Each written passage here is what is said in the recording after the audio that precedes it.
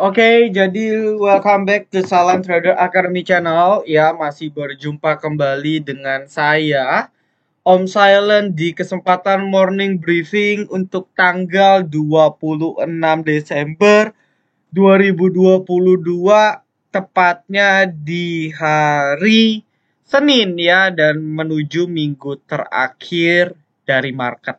Di mana market selama seminggu ini masih sesuai sebenarnya prediksi saya mungkin potential rebound ya.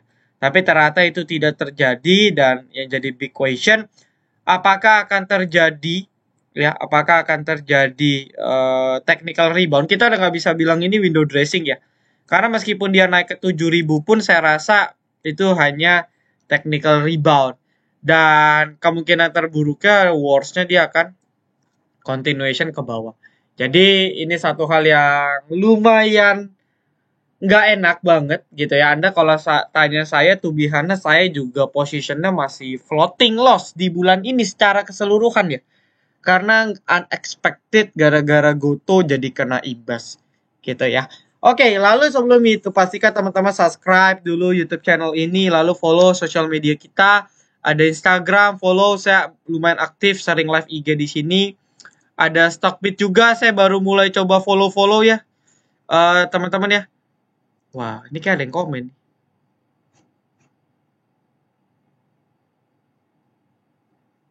Oke. Ya, teman-teman, jadi saya akan mulai coba aktif ya di sini ya, teman-teman ya. Saya akan dulu Anda kalau lihat prediksi saya mostly itu hit semua ya. Jadi kalau Anda perhatikan dulu mostly ya ada yang miss, tapi overall tuh banyak yang hit. Dan mungkin kita akan coba lagi di sini. Ya, saya certified technical analyst, wakil manajer investasi, wakil pedagang pentara efek, ada license-nya, terus juga juara HOTS dan founder. Jadi boleh follow-follow, bantu ramein ya. Semoga saya jadi artis Stockbit gitu. Oke, lalu kita bahas market dan bahas requestan ya. Untuk requestannya saya bahas buka di handphone saya, jadi teman-teman nggak bisa cek di sini. Tapi saya buka memang dari teman-teman ya.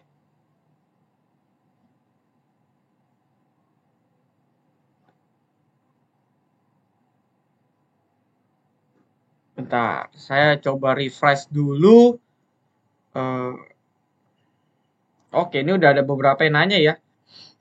SCM Tech gimana setelah Piala Dunia? Memang momentumnya sudah selesai ketika first Piala Dunia itu dimulai.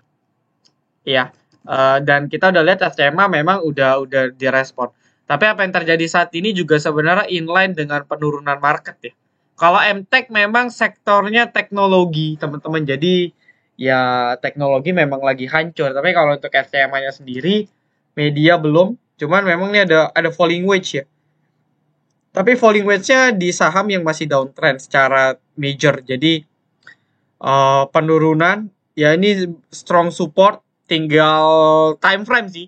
Main model SMA time frame panjang, so far menurut saya ya media masih dikuasai sama dua media besar ya, MNCN dan SCMA. Jadi ya dua perusahaan ini kalau dapat di harga yang oke, saya rasa menarik. Dan yang sebenarnya menarik ialah pendapatan SCMA di after Piala Dunia, karena Piala Dunia itu kan pendapatannya di Q4 ya, dan Q4 itu akan rilis mungkin di Maret atau April. Jadi akan menantang. Saya juga penasaran kira-kira Q4 SCMA bisa meledak kayak efek dari World Cup. Kalau itu terjadi mungkin ya akan menjadi katalis untuk video dan SCMA-nya sendiri. Tapi untuk sekarang marketnya juga jelek, jadi kita nggak bisa expect apa-apa.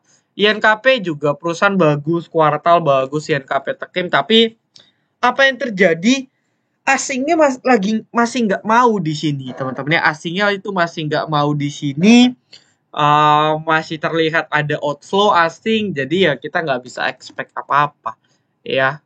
Jadi bukan karena sahamnya jelek gitu, perusahaannya bagus, tapi minat untuk belinya tuh nggak ada gitu. Itu yang membuat market kita juga ya cuman bian doang ya, buy and resources ya.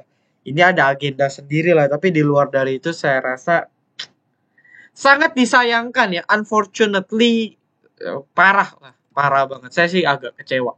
Lalu untuk NICL, ini juga udah sempat saya notice ya di TikTok dan di Instagram. Ya, ketika saya buat video ini harga masih di 130-an. Ya, 130-an. Oh, pokoknya lagi di sini lah, lagi fase koreksi ini. Nah, habis itu langsung naik lagi 20%. Jadi, sebenarnya agak tinggi kalau mau kejar, itu Bihanes ya. Nikel masih bagus.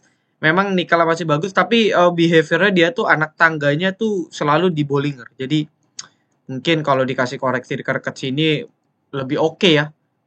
Tapi kalau Anda ngincernya di atas ini sih agak-agak tinggi menurut saya. Secara tren oke, bisa di follow up. Kalau ini CLW-nya ya kalau belum bis saran saya ya nggak usah beli juga nggak apa-apa sih, karena nggak nggak ada tanda-tanda mau digerakin meskipun bandarnya juga belum jual si PD. Nah detailnya mungkin kalau Anda tanya Initial bisa tonton ini aja. Oke, lalu berikutnya ada BSSR. Ini dividen yield ya, jadi nggak usah kaget, dividen yieldnya kurang lebih 11%-an. Ya, dia mungkin turun sekali lagi ya. Kalau ini 7%-an, maka mungkin besok turun 3-4%. Anda hitung aja tuh 3-4%. Nah, kalau Anda masih yakin dengan batu bara, ya serok lagi. Ketika nanti hari Senin dia udah selesai turun. Ya, kalau turunnya lebih dalam dibandingkan misalnya turunnya ARB lagi, berarti kan turun 14%. Berarti itu udah lumayan murah untuk boleh coba spekulasi. Oh iya, by the way, kita ada promo ya sampai akhir tahun.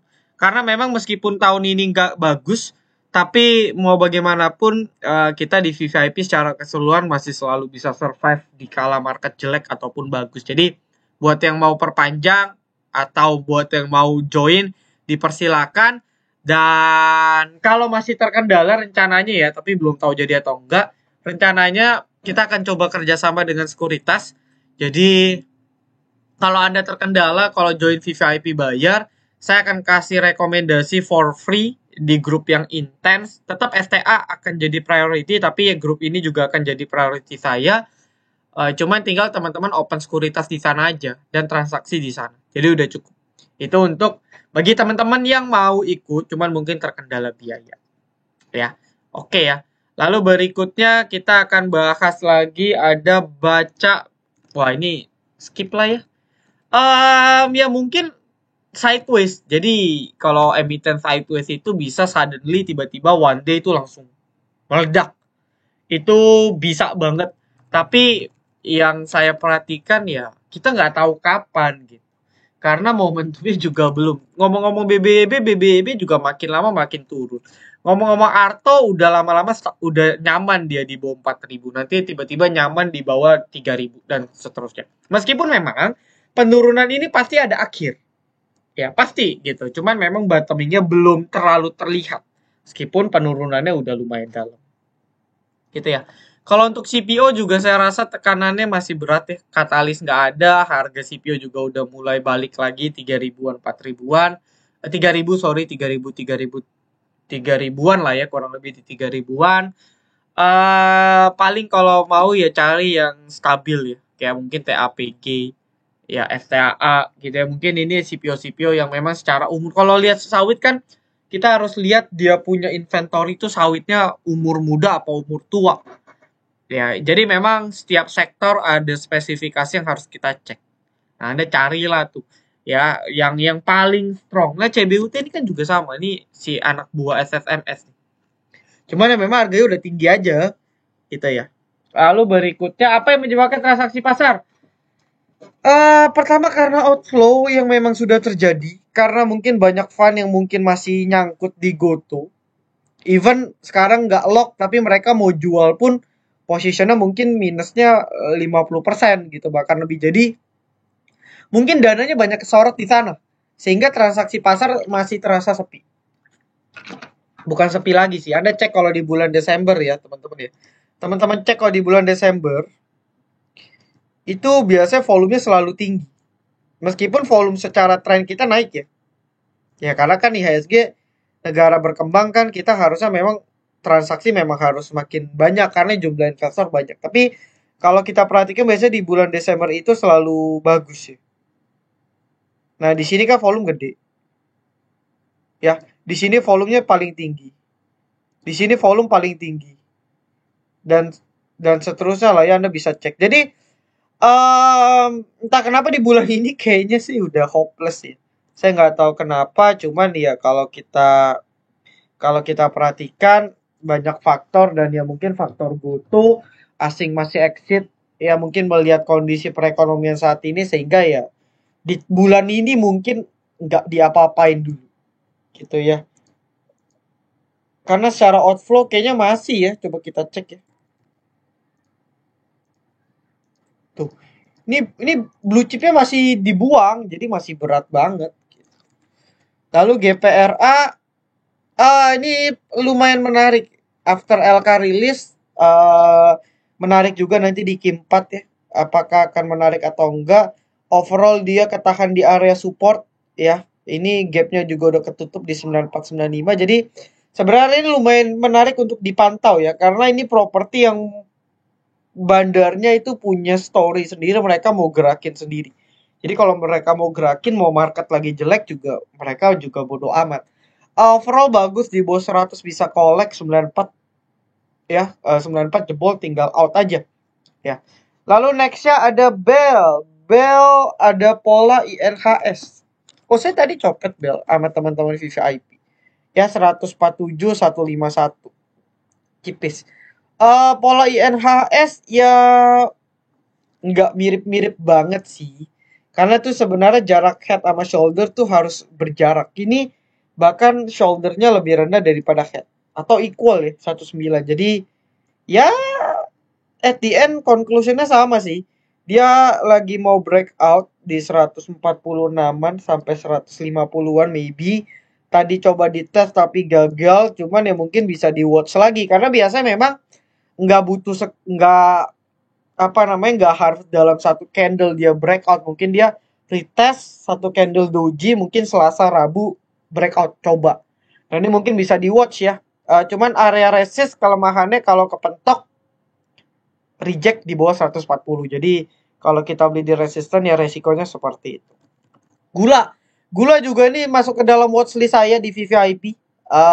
Udah profit, tapi tadi sisa lotnya saya kegocek karena saya pasang otomatis ya. Saya kaget tiba-tiba diturun nih. Cuman memang karena bandar gula ini adalah beberapa komunitas besar yang saya tahu dia akum di sini.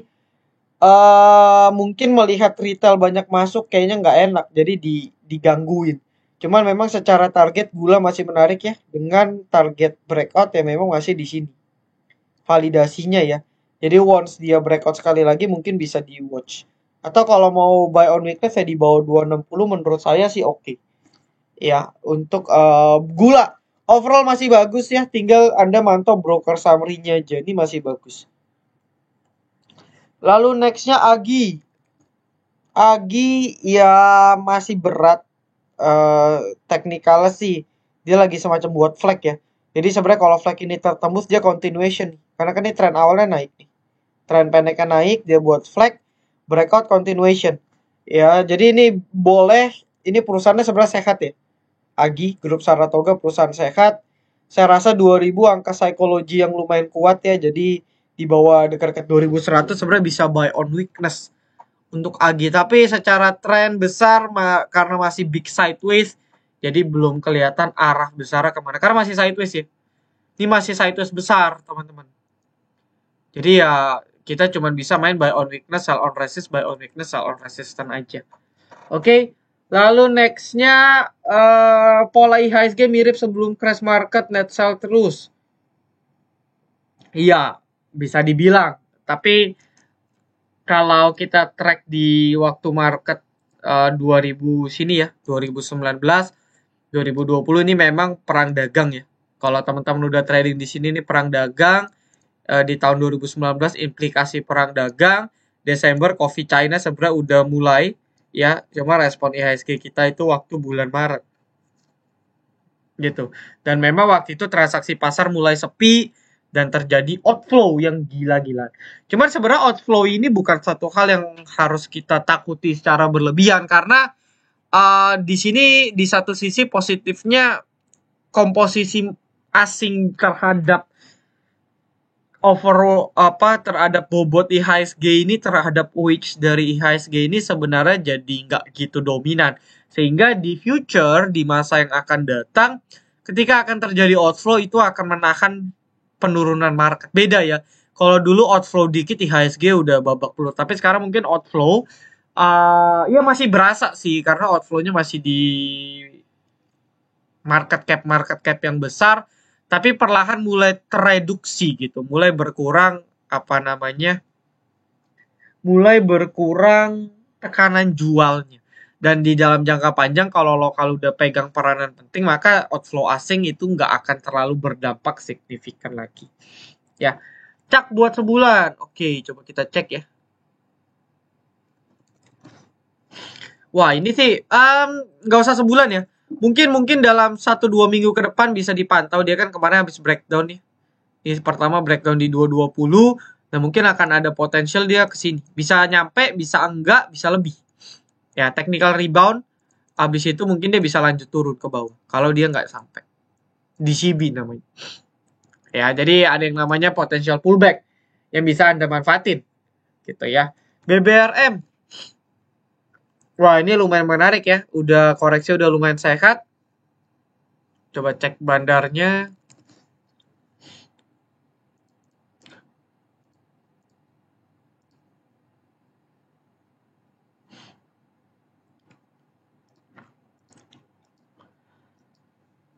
Oh, bandarnya memang retail ya. Coba mundur lagi ya.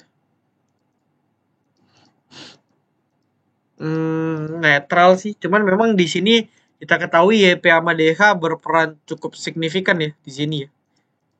YP ya di sini YP-nya berperan cukup signifikan.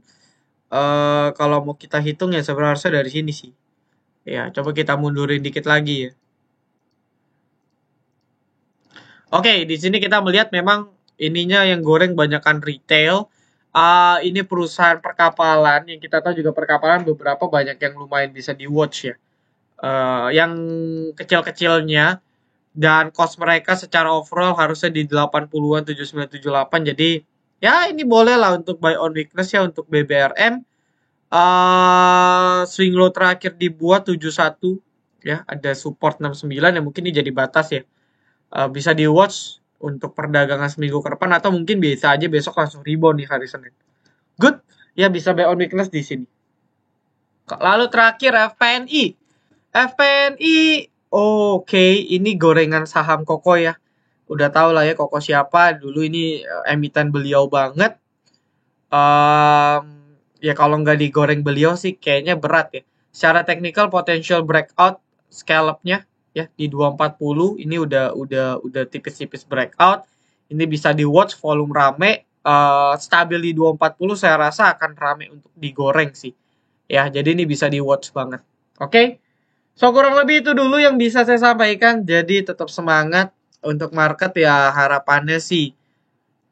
Ini kan dia buat semacam ini ya. Ini sebenarnya continuation untuk bearish nih. Jadi emiten turun, dia buat triangle, pennant. Jadi ini sebenarnya buat bearish sinyal sebenarnya.